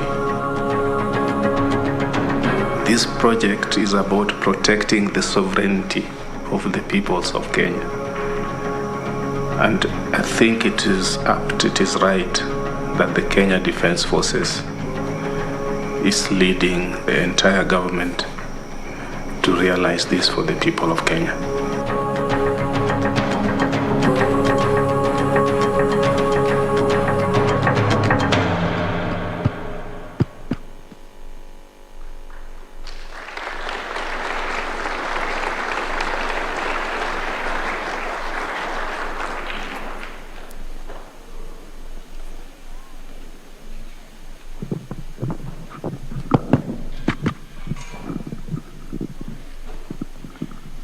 Your Excellency, sir, distinguished guests, sir, kindly allow me to make two announcements before I invite the CDF to make his remarks.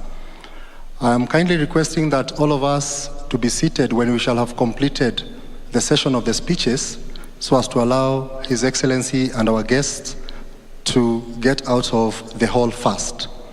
Sir, after the speeches, we shall have a fireworks display, and therefore the order of us to get out of the hall will be His Excellency, followed by our guests, and the distinguished guests here, Mama, then the rest of us will follow. We shall move out slowly in order and position ourselves facing the tomb of the unknown warrior for us to be able to view the fireworks display. Sir, at this juncture, it is my honor and duty to invite the Chief of Defence Forces to make his remarks and thereafter carry on with the rest of the program. Your Excellency, sir.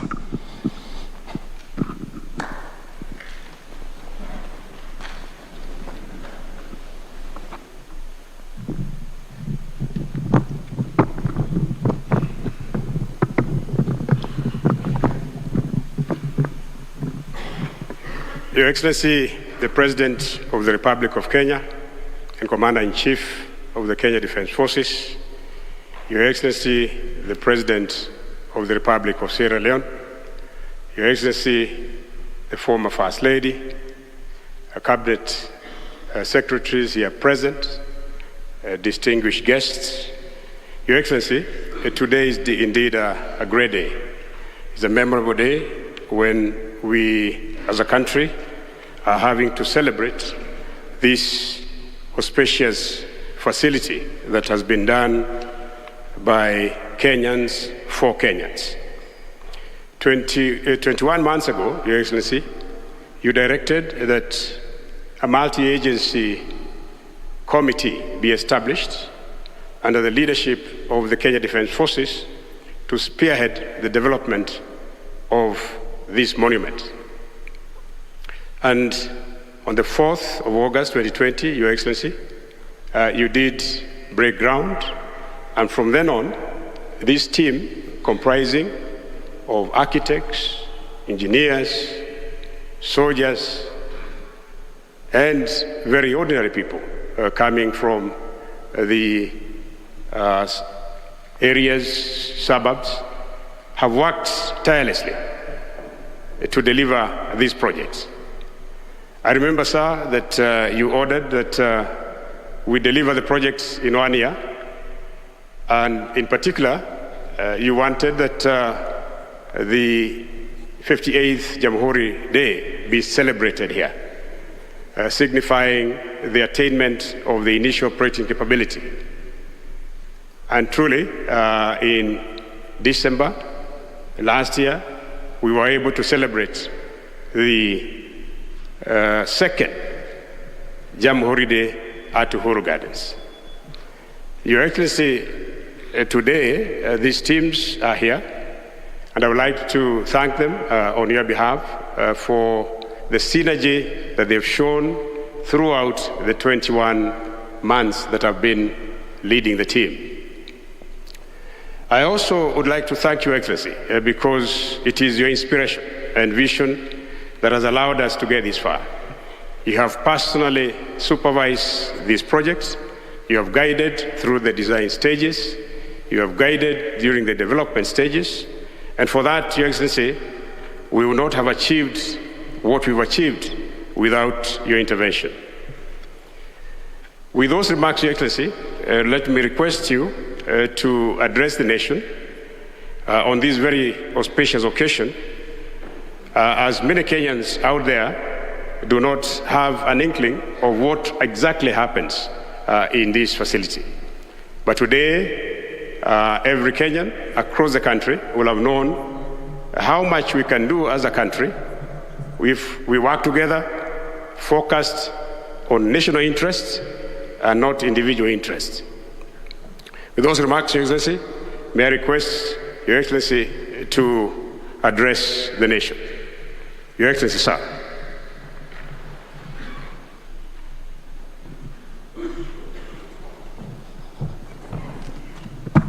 Thank you, CDF. Please be seated. Thank you very much. Good evening, everybody. Your Excellency, President Bio, President of the Republic of Sierra Leone, our guests, and indeed our guest of honor at our celebration tomorrow of Madaraka, and to all fellow Kenyans who are here, let me begin by saying that it is a great honor for me to be able today to lead the nation as we commission the Uhuru Gardens National Monument and Museum. This monument and museum perfectly capture, I do believe, the majesty of our people, eloquently tells about their heroism, the sacrifices that led to our independence, but also that bears testimony to the highs as well as the lows that have defined post-independence Kenya. In addition to being a place for remembrance, reflection, and healing, this is also an arena where the past, present, as well as our future shall converge. Ladies and gentlemen, while our nation may have begun as a colonial construct, it was we, the people of Kenya, who decided to make the Kenyan nation we know today. We came together and forged a melting pot of cultures whose strength lies in our diversity. We have created, as a country, a beacon of peace and stability to which many across our region, our continent, and the world do flock to experience. We have built an island of democracy and the rule of law that is an example of the power of the people and the majesty of constitutional governance. This, a fact envied by many across the globe. So, ladies and gentlemen, as we unveil this monument and museum, we have set in stone, steel, marble, wood and glass, the tale of Kenya's triumphs as well as our tragedies. Yes, these are just materials, but at the end of the day, is that our rich history as a nation and the fundamental values that define us, that are just exhibited here, are eternal to each and every one of us. So this physical manifestation is something that should exist in the minds, in the hearts, as well as the memories of every Kenyan. So on this occasion, we are reminded that history does provide invaluable lessons that give context to the present. By looking back, we are better able to look forward. We cannot march boldly into our promised golden future if we do not learn from the lessons of the past and apply them to our present. So the museum that we have commissioned today will narrate every significant event in our Kenyan history, going back many, many years. A history not told by others about us, but a history gathered by Kenyans for Kenyans. It will also be a place that will commemorate our contemporary history by highlighting our national building exploits, our sporting excellence, our social political growth, as well as our groundbreaking innovations that have cemented our place of pride in the community of nations. We are, therefore, on these grounds because there could be no better venue to host such a sacred endeavor.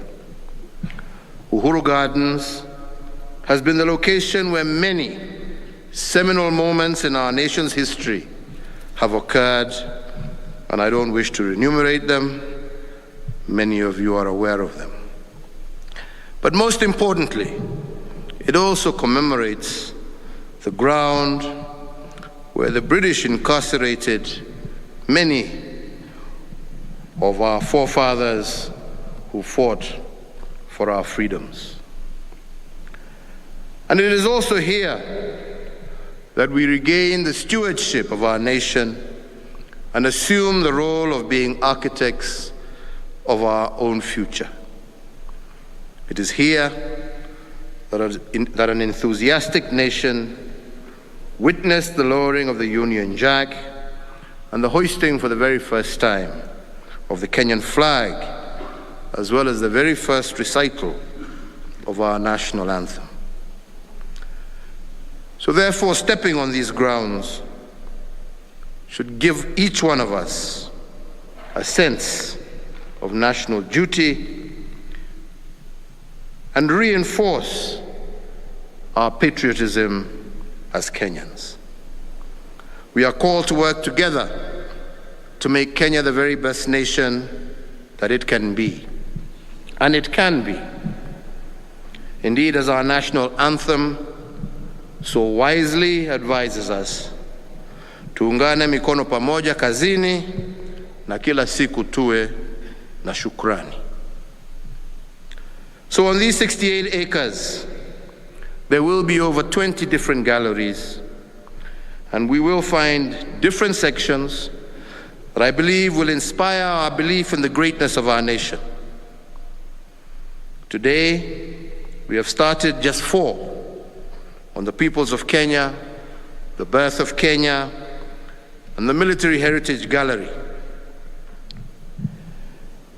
When Kenyans walk through the Heroes Boulevard, it is my hope that their spirits will be elevated by the sacrifices that were made by those who went before them. And indeed, at the end of the boulevard, there is also the tomb of the unknown warrior, which I believe represents every man and woman, known and unknown, who has served and continues to serve this country, and also the eternal memory of all those who have paid the ultimate price for that sacrifice. In respect of the memory of these great sons and daughters of Kenya, we have had the honor of lighting the eternal flame at the tomb of the unknown warrior, and its flame will flicker until the end of time to showcase Kenya's internal gratitude for the sacrifices and the struggles of those who have gone before us. Also contained here and etched in granite will be the names of all the deceased Kenyans to whom Kenya has bestowed a state honor or award since Madaraka Day of 1967 when we started. We honor all these patriots we did during their. This section will be a place of high honor and solemn reflection, continuously manned with a guard change at dawn and dusk. The Hall of Remembrance, where we are today, or right now, will offer individuals and groups a serene place to reflect on the life and service of their departed loved ones and colleagues. But not all our galleries will speak to our pain. There will also be those galleries that speak to our heroes, to academicians, to our sportsmen and women, to our innovation. These halls will speak to the coming future and how the past has guided it through moments of great hope and national pride, and hopefully inspire new generations on a bold path for a greater future. Here, the Uhuru Gardens National Monument and Museum, we shall preserve our history, tell our story in our own voice, celebrate our people, those we have known and those who maybe previously we did not know. We shall also highlight our culture, our social diversity, as has never been done before. I am indeed proud to have midwifed the birth of this wonderful national endeavor. Nashukuru Mungu sana.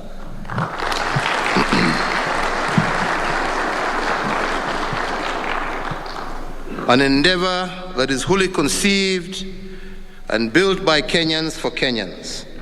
And I urge every citizen to support the continuous growth of this project and to keep it alive and vibrant by visiting it engaging with curators and administration, and actively contributing both in content and ideas. As you all can see, we are not yet finished, but the journey has started. I commend the Kenya Defense Forces leadership and all our men and women of KDF who have been part of this program.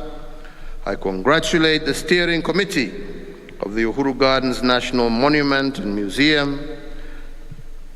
I congratulate all those who have been involved in this project in one way or another.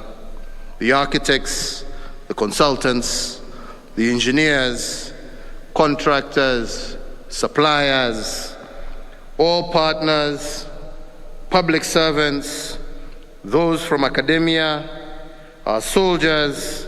You have all brought great pride to our nation. As I conclude, I must emphasize that the work of immortalizing the history of our nation is not the preserve of only monuments and museums.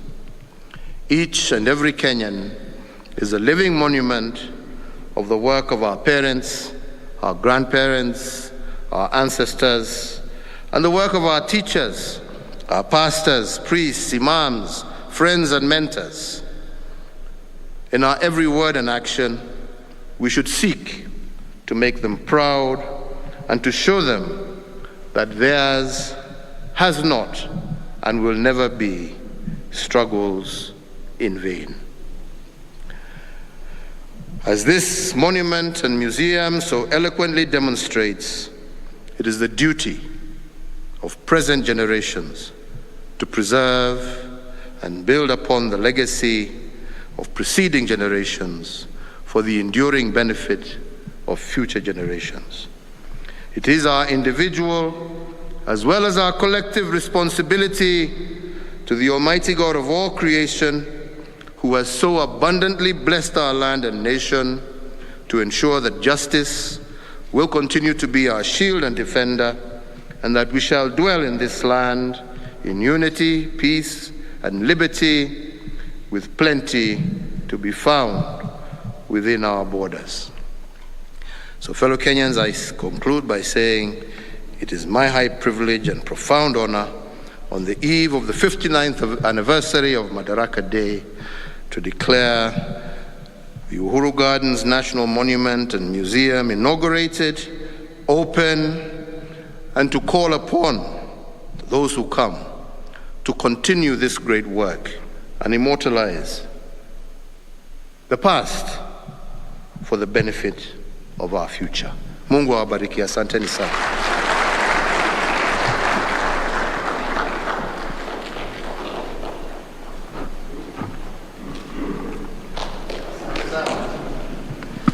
Tafadhali tuketi chini wakati Mheshimiwa Rais anapoondoka. Let's have our seats, please. Tukae chini tafadhali.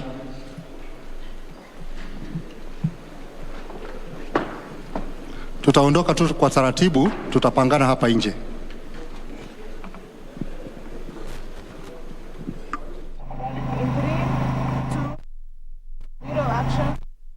President Uhuru Kenyatta making his address here at the Uhuru Gardens National Monument and Museum this after he officially commissioned the National Monument and Museum open now to the public, and he says that it is the responsibility of each and every Kenyan to ensure that the progress made by the country is protected and forward onward to better prosperity.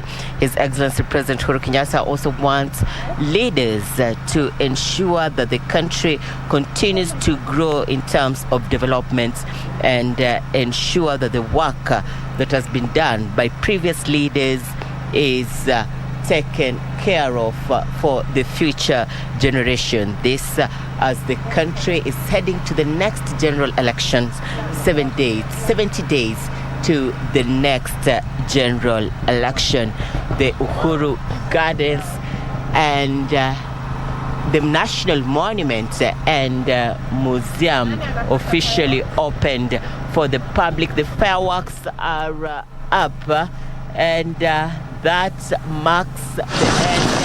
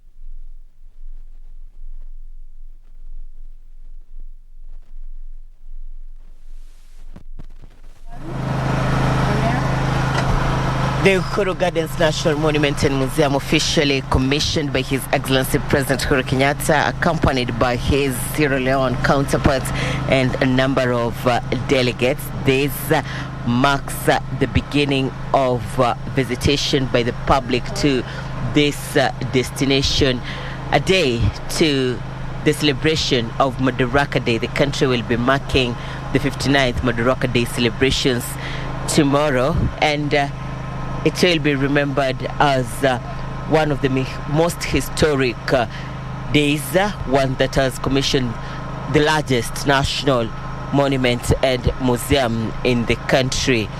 This as the country will remember that it is the same place that the Kenyan flag was first raised, and thus making the very first history on this same ground that the destination has just turned to be a tourist site, and one that will be holding various national events.